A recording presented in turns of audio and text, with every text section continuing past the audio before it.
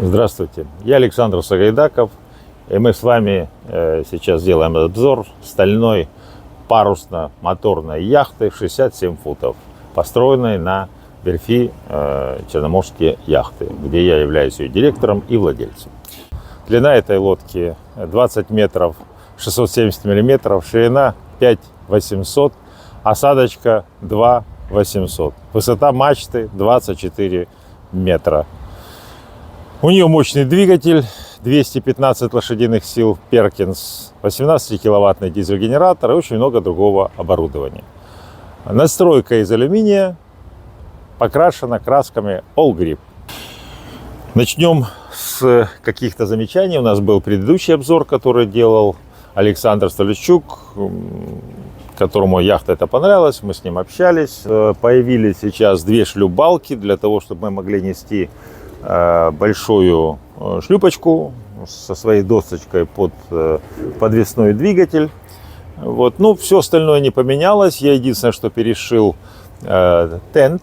Тент у нас очень большой и обширный. К этому тенту у нас есть по всему периметру это теневые сеточки. Вот, когда шмалит солнце, всегда можно эти шторочки опустить, и здесь существует очень приятная тень. Да, и большой кокпит с большими диванами. И любят собираться большие компании. Мы его устроили следующим образом.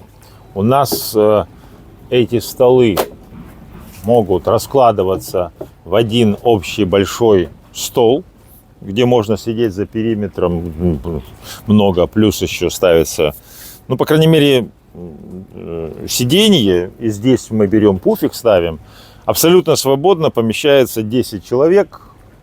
Мы сюда даже как-то 12 человек в компании сидели.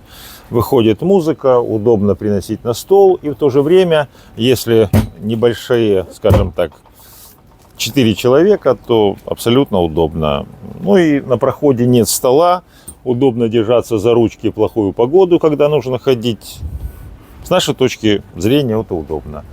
Мы убираем лобовую пленочку для того, чтобы можно было, скажем так, рулевому хорошо смотреть. И в то же время это хорошее средство для проветривания лодки, когда есть жара, есть какая-то вентиляция. Теперь переходим на пост управления. Сейчас идет дождь, но так как у нас хорошее тентовое устройство, мы слышим его приятный шум, смотрим, как это приятно, и продолжаем наше видео. Я постарался сделать так на яхте, чтобы этой яхтой мог управлять один человек. У нас есть электрические лебедки, да, у нас система джеффа-стиринга, это механическая передача, скажем, на поворот пера руля от штурвала. Да, у нас есть возможность его закрепить фиксированно и только парусами выставлять, чтобы автопилот не работал, да, или работать на автопилоте. Электрические закрутки стакселя большого и стакселя внутреннего. Для того, чтобы была тонкая регулировка, не надо было бегать к гикошкотам. У нас есть, обратите внимание сюда, у нас погон гикошкотов, тоже это электрическая лебедка, для того, чтобы можно было подбирать или травить.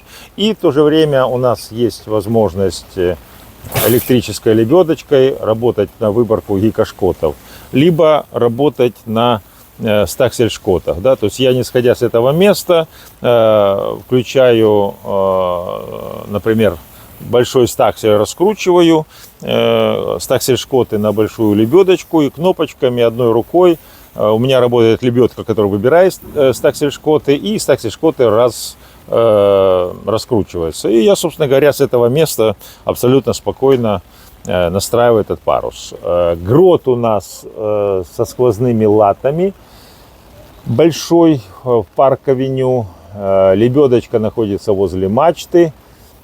Со временем я могу сказать, что, наверное, все-таки в будущем я бы предпочел сделать закрутку в мачту.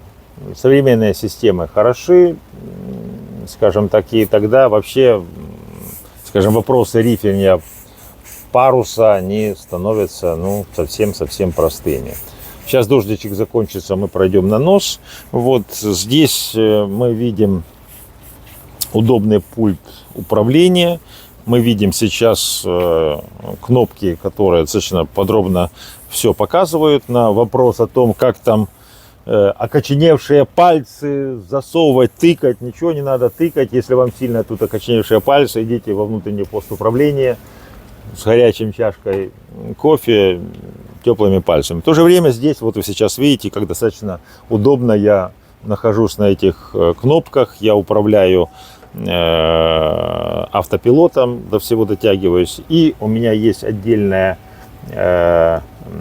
дисплей, это на шпиль, да, и я вижу здесь количество метров цепи, которое потравлено, либо которое у нас выбрано, и подруливающее носовое устройство достаточно мощное.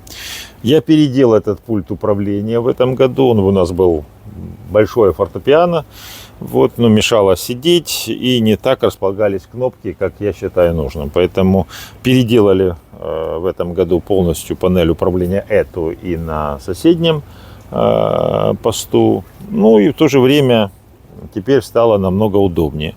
Вот этот поручень родился после перехода, опять-таки, в плохую погоду в Северном море, когда яхта идет с креном, под парусами, и вдруг оказывается, что, находясь на посту управления, да, вот элементарно можно улететь. Поэтому я сделал еще вот такой дополнительный поручень. Оказалось, что очень удобно. Всегда можно выйти, опереться, смотреть, что происходит, и не бояться, что можно выпасть за борт.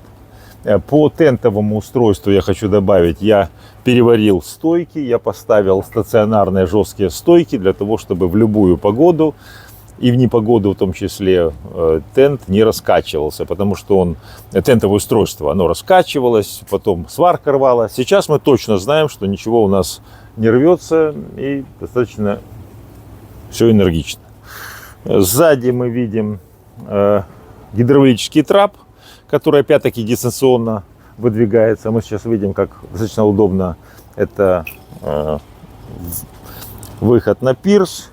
Внизу здесь вот аварийно-спасательный плот, да, большая скамеечка, на которой можно сидеть.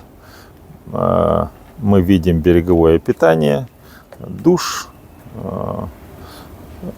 кормовые огни. Это мы видим вентиляшки из цистерн питьевых и фекальных. Этот грибочек под лавочкой – это выхлоп с печки. То есть, когда летом она не нужна, мы закручиваем верхнюю крышку для того, чтобы дожди, волны и так далее не завались внутрь. А когда зима и холодно, мы включаем. Трап кормовой. Сделали его таким образом, чтобы можно было подплыть, если выбыл за борт, его сам можешь открыть и сам выбраться, потому что яхта высокая, большая, и выбираться на нее сложно.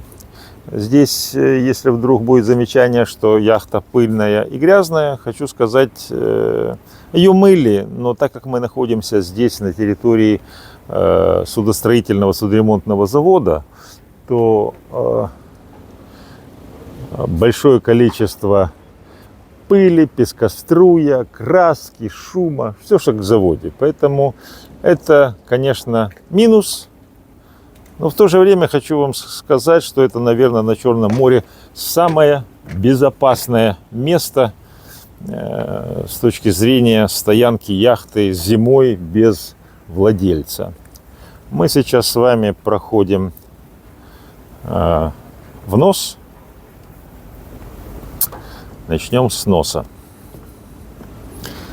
Мы видим две электрические закруточки стакселя. Вот. Мы видим якорное устройство. Что здесь хорошего?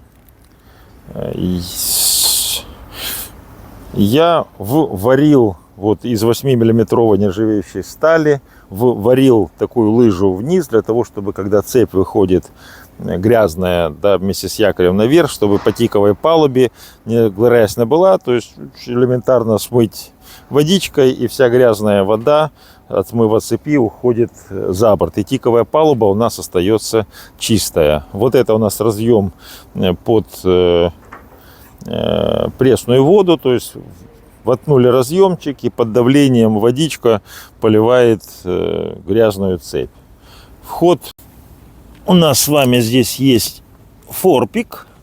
Он у нас достаточно большой и глубокий. В таких размерениях помещается каюта. Сейчас я закреплю.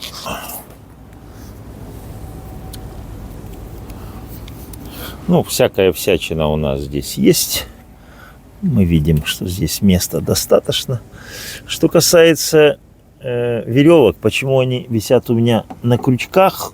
Крючки, лодка большая и очень тяжелые концы, и поднять его очень тяжело. Поэтому его легко поднять, повесить на крючок, а держать бухту. Одно дело, когда 12-миллиметровая веревочка у тебя, да, это ее можно завязать, красивая трубочка. А когда у тебя бухта тяжелая с большими толстыми концами, то ее можно повесить только на крючок. Это моя точка зрения. То же самое касается, например, вопроса о парусах, да?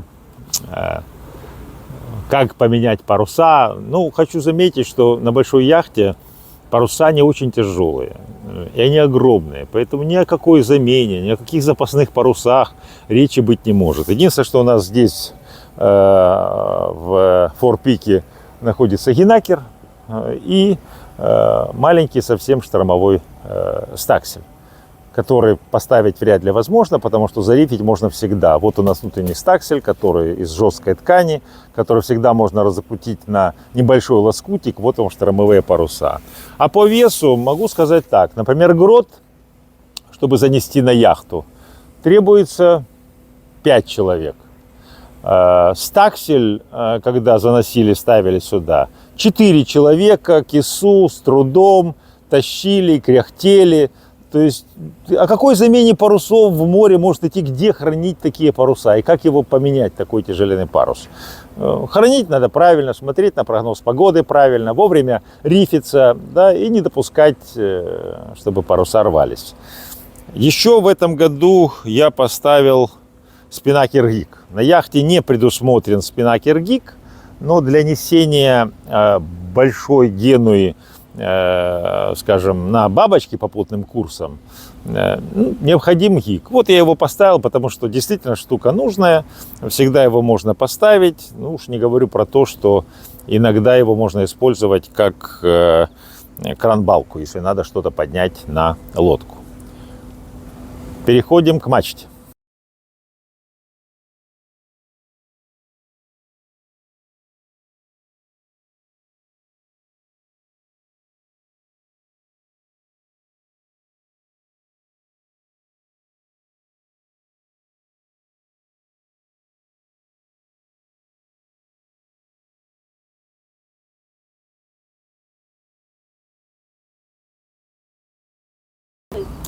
У нас есть электрическая лебедка для подъема грота, да, то есть достаточно энергично. Я смотрю, как грот поднимается по рельсам, да, и то же самое я могу сказать, что я всегда могу контролировать.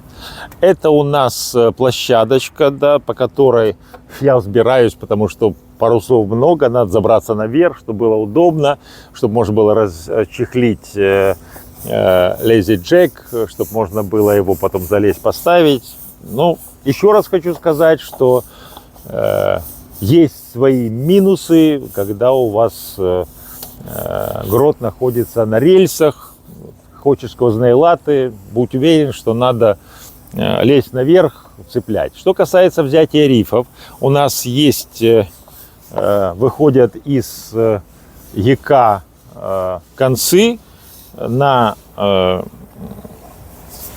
спинлоковские блоки, да, то есть я никуда не лезу, да, то есть я травлю гротофал, вот, подбираю по передней, по задней шкаторине лебедочкой выбираю слабину, после этого фиксирую спинлоки и опять добиваю в гротофал. Все. Топинант у нас есть для того, чтобы держать гик, а тяжка гика у нас веревочная, она гидравлическая. Ну, честно говоря, гик у нас очень тяжелый, поэтому там надо всего немножечко его регулировать. Хотя, когда хороший ветер, особенно полветра или хороший попутняк, то я могу сказать, оттяжка гика крайне нужная вещь.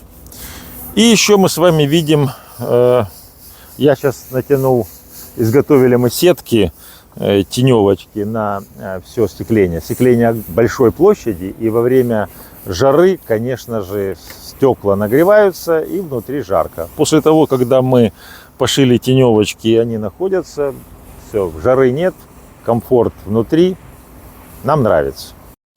Обзор внутреннего устройства яхты нашей я хотел бы начать с салона. Вы видите достаточно просторный салон, за столом, за которым помещается комфортно, ни в чем себе не отказывая, 8 человек. У нас есть телевизор. На окнах мы, из-за того, что сильная жара, мы сейчас находимся в Болгарии, мы повесили солнцезащитные сетки. И вы знаете, очень большой эффект от них. То есть лодка не нагревается, стекла не горят. И здесь, скажем, достаточно прекрасный, не скажем полумрак, но вот тень и вот жара 33 градуса внутри в салоне очень прекрасно, даже не включая кондиционер. Что мы видим в салоне? Ну, место – это внутренний пост управления. Чем он хорош? Это то, что с этого поста управления можно вести тоже управление яхтой. У нас здесь из управления это автопилот, когда судно идет под двигателем, я не скажу под парусами, под двигателем, потому что под парусами все-таки надо нести вахту на верхней палубе, но когда идем под двигателем где-то или очень плохая погода, вот, то отсюда прекрасный обзор, у нас АИС, у нас радар, у нас система навигации, мы видим, как управлять, и мы можем, собственно говоря, управлять яхтой и видеть, что находится у нас вокруг. Все необходимые параметры есть, это с глубиной, направление ветра, радиостанция, ну и, собственно говоря, вахты, которые мы несли, отдельное видео будет по, скажем, с теми сложностями, когда мы яхту перевозили из Украины сюда, через Румынию в Болгарию, то капитаны, находясь здесь, а это был январь месяц, минусовая температура, дождь, и сказали, признаем, внутренний пост управления хорошая штука. Ну, мы видим здесь хороший диван, у нас здесь стулья есть, которые располагаются, машинное отделение мы снимем позже, как на всех видеообзорах. Сейчас мы перейдем с вами в другую часть. Хочу обратить ваше внимание, это штурманский стол. Что здесь у нас есть? Это у нас есть ГРЩ, это панели на 220 вольт, панели на 24 вольта. Мы видим уровни цистерн. Это прибор, который управляет автоматикой опреснительной установки, то есть нам не надо лазить вниз, можно спускать и выключать опреснительную установку прямо здесь с пульта. Мы понимаем, что это Navtex, который показывает нам погоду, это пульт управления дизель-генератором, это включение инвертора, который, собственно говоря, у нас есть, и у нас есть спутниковый телефон. К нему есть еще отдельная панель для того, чтобы можно было писать сообщения, переписываться, если необходимо. Сказать честно, не пользовался, не знаю, но знаете, как есть в машинах много каких-то наворотов, которыми ты не пользуешься, или телефонах, так и здесь. И отдельный пультик – это управление навигационными огнями. То есть я, находясь здесь, понимаю, какие огни у меня горят. Я отсюда понимаю, что горит, что не горит, что выключить. Да, это если мы стоим на якорной стояночке, да, то мы понимаем, что вот И я точно отсюда вижу, что у меня горит якорный огонь. Управление климат-контролем. У нас здесь система... Нет, наверное, я о ней расскажу позже, когда буду в машинном отделении. Ну и одна из моих любимых частей – это камбус. Где-то в комментариях раньше, когда был обзор, критиковали этот камбус. Я хочу выступить в его защиту, потому что я, кроме того, что капитан, я еще и кок. Я люблю готовить, умею готовить разнообразные вещи. И вот с точки зрения эргономики камбуза, чем он мне нравится? Ну, во-первых, он находится отдельно, да, от салона.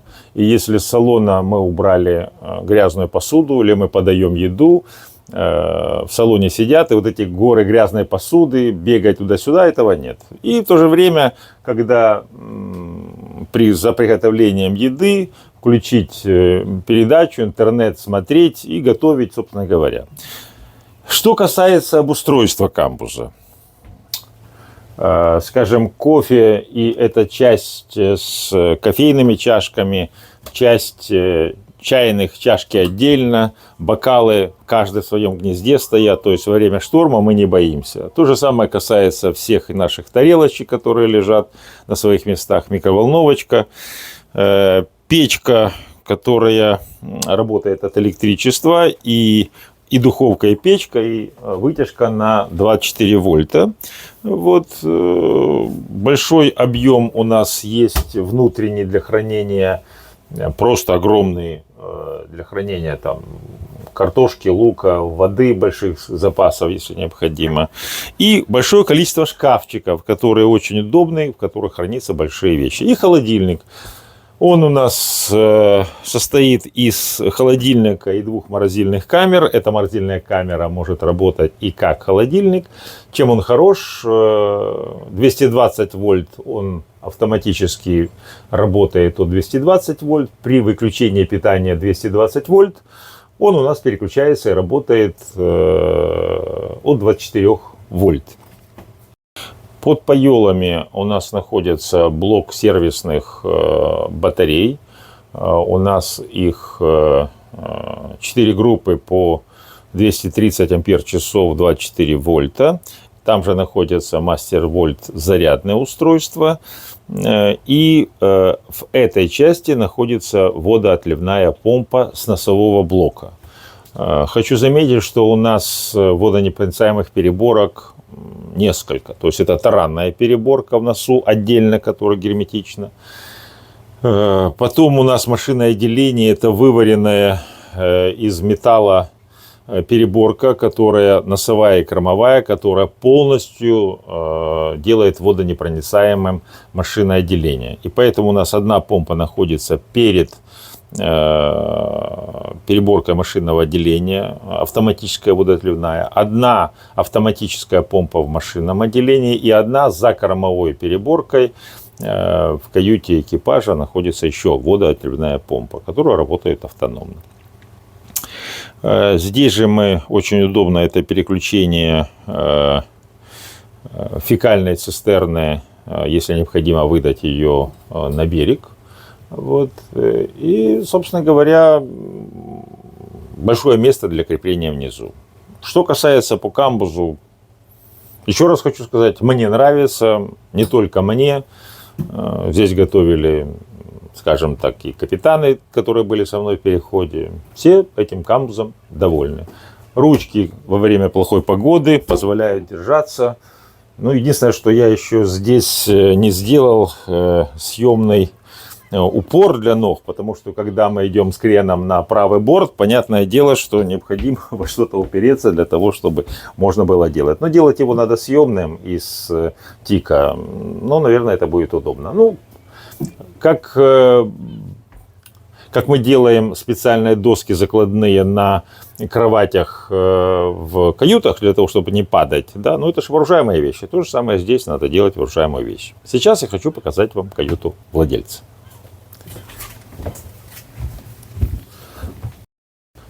Каюта владельца располагается в носовой части. Она не в самом носу находится. Голова это в районе мачты, да, то есть достаточно далеко. Но это позволяет делать приватные зоны. Это большая кровать, да, 1800 на 200 в длину кровать. И закладные доски из натурального ореха, которые позволяют разделить эту кровать на 2 отдельных места для того, чтобы на коренах не падать.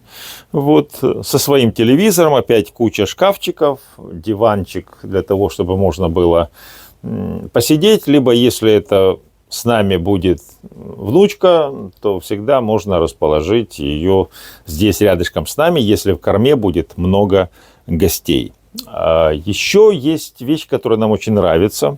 Попрошу сюда. А еще у нас есть гардеробная комната.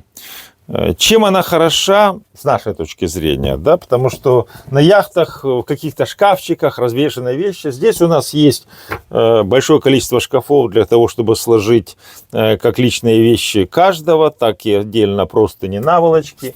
Есть возможность повешать большое количество одежды, чтобы она не мялась, которая действительно занимает вот у нас тут большое количество времени, места вернее, да. Здесь у нас под рукой для плавания непромоканец, а это у нас стульчики раскладные для того, чтобы можно было поставить за камбузным столом.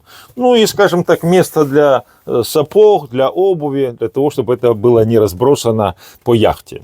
Потому что вещь очень практичная и удобная. Санблок владельца. У нас достаточно большая раковина, электрический туалет, очень большая душевая, в которой удобно помещаться. Ну, то есть она не маленькая, большая, есть место, хорошие люки вентиляционные, что над душем, что над туалетом. Ну, то есть нам нравится. А еще я хотел рассказать о замечаниях, которые были в комментариях. Это вопрос касался аварийного румпеля. Действительно, я с вами абсолютно согласен. Румпель держать в носовом форпике в плохую погоду, влезть туда, открывать неправильно. Поэтому сейчас я его перенес в удобное место. Он у нас находится вот здесь. Вот, то есть его достаточно легко, отодвинув, взять аварийный румпель и перенести, прислонить к корме. То есть безопасно во всех отношениях и очень быстро. У нас на лодке есть и система отопления, и есть система кондиционирования. Я сейчас хочу показать вам это в машинном отделении. Машинное отделение у нас можно попасть с двух вещей, то есть достаточно удобно. Да, вот у нас есть тут, попрошу поближе, это у нас 2 чиллера на систему кондиционирования. Это у нас, вы загляните, это система у нас вот этот отопление на 6 киловатт дизельный. Вот это у нас гидрофор на 24 вольта. Это у нас там находится дизель-генератор. Да. Это у нас главный двигатель. И у нас мы видим линию вала. С той стороны мы сейчас посмотрим. Это опреснительная установочка. И там же находится у нас клапана. То есть доступ есть у нас со всех сторон к двигателю. То есть открывается и второй люк тоже. И можно стоять в полный рост и наблюдать. Это у нас система пожаротушения автоматическая.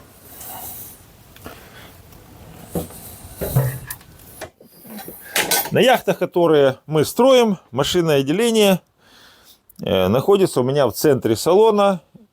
Оно у меня с заводонепроницаемыми переборками. Напомним, яхта стальная с алюминиевой надстройкой. Поэтому у нас переборка полностью намного выше ватерлинии. Одна водонепроницаемая, вторая водонепроницаемая. Все шланги и кабеля проходят через специальные коробки. Потому что у нас полностью герметичное машинное отделение. В машинном отделении у нас находится главный двигатель Perkins. И у нас достаточно легко можно попадать в машинное отделение. Здесь мы видим с вами опреснительную установочку. Очень эффективная. Я могу сказать, что мы в море им пользовались. То есть в Черном море где-то под 150-180 литров в час. В Средиземке где-то ориентировочно 120-130 литров в час. Чем хорошая эта система, она в зависимости от солености моря, если одна и та же, мы ее настраиваем из пульта.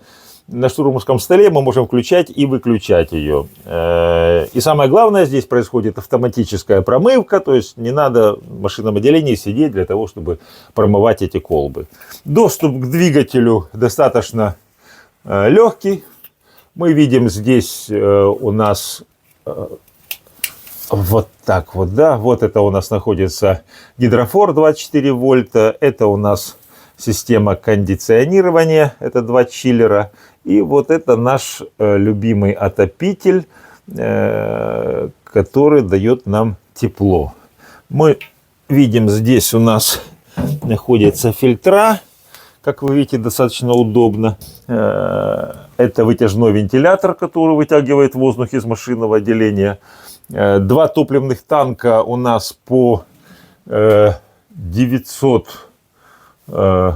литров, да, 1800 общий запас. Вот, мы понимаем, что здесь легко добраться до клапанов. Мы видим аварийную помпу, их 3 у нас, да, в каждой водонепроницаемом отсеке. Вот, и, скажем так, это сервисные аккумуляторы.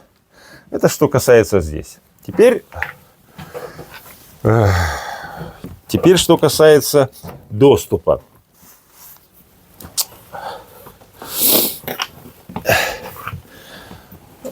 Большой объем, стоять полный рост. Эта ручка нам нужна для того, чтобы мы вешали, когда мокрые непромоканцы, на вешалочку, закрывали внутрь. И у нас проветриваемое машинное отделение достаточно легко. Но у нас еще есть доступ и с этого борта.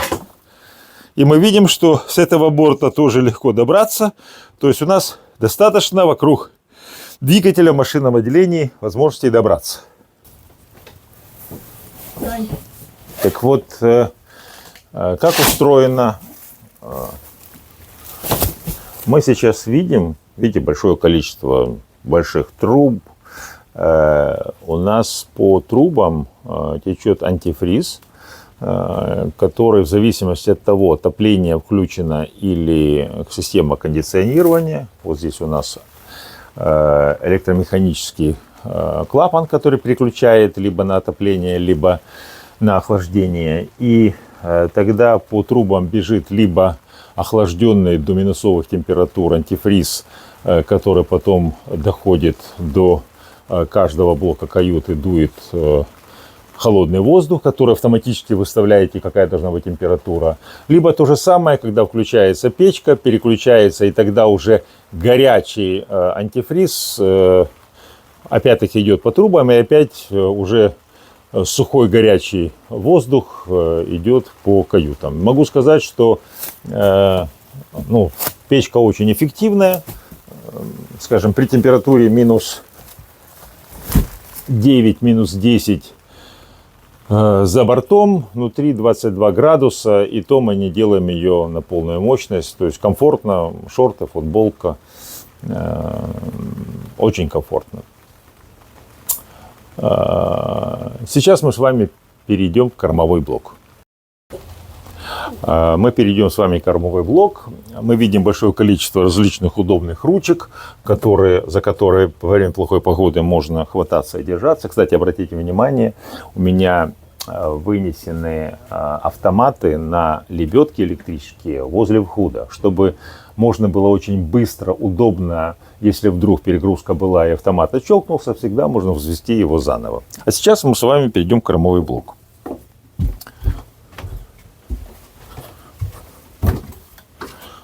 В кормовом блоке у нас находятся 2 абсолютно одинаковые каюты, кормовые двуспальные.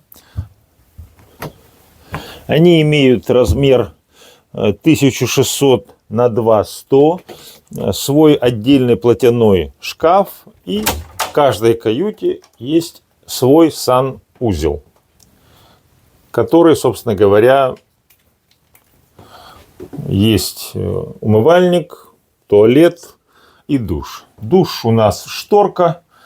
Ну, знаете, можно говорить про кабинки, но вот эти специальные шторки, которые дают возможность, скажем так, чтобы у нас, хотя этот лак не боится горячей воды, но тем не менее эти шторки не пачкаются, не моют, они легко моются, и большой простор для того, чтобы можно было мыться. Ну и плюс, конечно, у нас есть открывающийся иллюминатор для вентиляции и есть вытяжной вентилятор, ежели плохая погода и мы не открываем иллюминатор. За этой переборочкой у нас доступ в Ахтерпик. В Ахтерпике у нас находится система выхлопа главного двигателя и доступ к баллеру, на котором установлен этот самый гидроцилиндр, вернее не гидроцилиндр, это у меня на другой яхте гидроцилиндр, а здесь это механическая система Джеффа Стиринга, то есть механический редуктор, с помощью которого поворачивается яхта. Ну, скажем так, перо руля управляется с помощью этого. Каюта капитана экипажа. В этом году я сделал еще откидывающуюся коечку для того, чтобы было 2 человека, потому что каждый раз меня говорили, что такое 1 человек. Ну, хорошо, вот теперь есть 2. То есть у нас эта спинка опускается, получается диван. Если это один капитан или, скажем так, если гости, то у нас есть возможность 2 человека спать. Ну и зеркальная каюта у нас точно такая же кормовая одна, с таким же большим туалетом, с душем. И за той переборочкой у нас находится разделительный трансформатор, через который идет питание на берег. Ну и лодка большая, гостей много. У нас еще есть гостевой туалет, да, тоже унитаз, тоже большой умывальник, он побольше, чем кормовые каюты. Итого у нас 4 каюты и 4 санузла. Слышал критику, что много санузлов. Вы знаете, когда гости на борту, их много, и каждому приятно ходить в свой санузел. Ну, о вкусах не спорят. Мне тоже иногда странно в доме видеть 40 спален. Ну, людям нравится. На нашей яхте устроено так.